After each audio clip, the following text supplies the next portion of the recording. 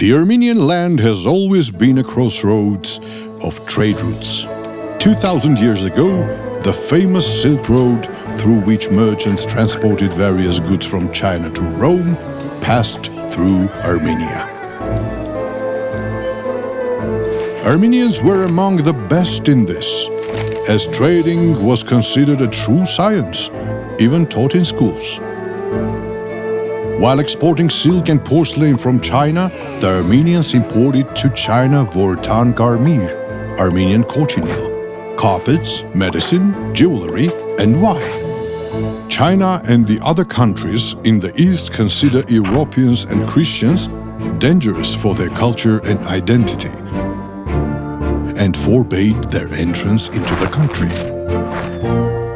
There was an exception made only for Armenians, due to their kindness and honesty. People in traditional Armenian clothing were granted the right to move freely in China, and the economic benefits were so significant that Armenians were exempt from taxes. Due to their exceptional qualities, Armenian merchants were welcomed and beloved guests in various corners of the world for many centuries. The zenith of this was the creation of one of the most powerful trading systems in the world, established by the Armenian families of Nor-Juha. It operated from India and the Philippines to Europe and Mexico. Thanks to their diplomatic skills and integrity, Armenians became excellent mediators between the West and the East.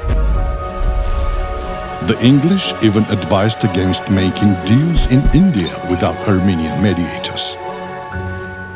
Russia granted permissions only to Armenians to transfer goods to Europe through its territory. But what was the guarantee of this success?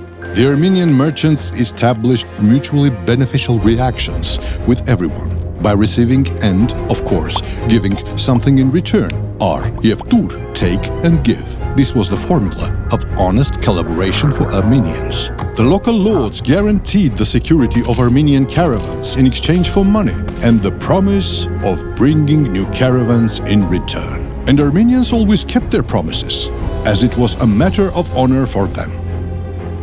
Of course, the merchants of Nor-Juha had their secrets. In their letters, they used passwords and codes, often employing complex Armenian dialects. Within a single letter, Armenian was typically combined with Iranian, Italian, and Dutch. The name of the product, the amount of the deal, the route, and the cities were all coded. For example, to transfer 10 branches of pomegranate tree to Venus meant sending 10 lots of product to Italy. They also used decorative writing styles for Armenian letters, making the letter resemble tracery, and only a few could understand their true meaning. The letters were sent through Armenian monasteries and networks of trade houses, and business secrets were shared only with the families. When meeting each other in foreign countries, Armenian merchants used a special gesture language and passwords to identify who was standing in front of them.